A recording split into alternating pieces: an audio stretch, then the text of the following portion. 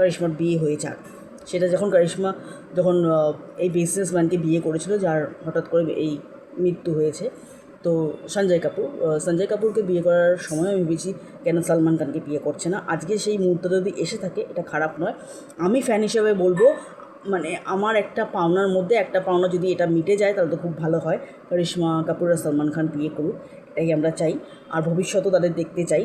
তো এই বলে আমি বলছি যে আমার দিয়েও বড় বড় ফ্যান নিশ্চয়ই আছে মুম্বাইয়ে। আমি তো কলকাতার ছোট্ট একটা ফ্যান, যার চাইল্ডহুড করিশ্মা সালমানকে দিয়েই অনেক মুভি দেখে, অনেক গান দেখে, অনেক শর্ট দেখে ইন্সপায়ার হয়েছি।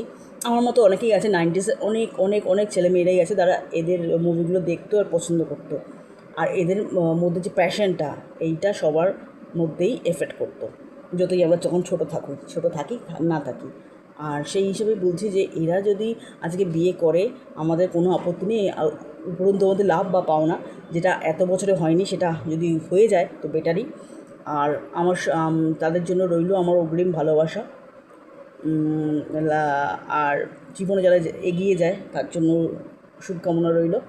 আর আমি জানি না, আমার দিয়ে বড় বড় ফ্যান নিশ্চয়ই আছে মুম্বাই শহরে, কলকাতা শহরের মতো বিশাল বড় ফ্যান আছে। তো আমি চাই যে বেস্ট ফ্যানের অ্যাওয়ার্ডটা আমি পাই, কারণ আমি মানে মাঝে মাঝেই যখন টাইম পাই কিছু প্রেয়ার করার, তার মধ্যে সালমান আর করিশ্মার বিয়েটা আমার থাকে, এটা আমি প্রে করতেই থাকি।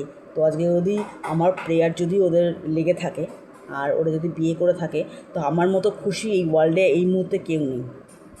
আর ওরা যদি ফেক হয় তাহলেও বলবো রিয়েলি বিয়ে করে নেওয়া উচিত সালমানকে, করিশ্মাকে, দুজনকেই বলছি। আর এরা আমার সিনিয়র, তো সলমানজি, করিশ্মাজি, এইগুলোই আমি ডাকলাম বা আবেদন করলাম। প্লিজ আপনারা দেরি করবেন না, বিয়েটা করে নিন আর আমাকে বেস্ট ইয়ার অফ দ্য ফ্যানের অ্যাওয়ার্ডটা দিন।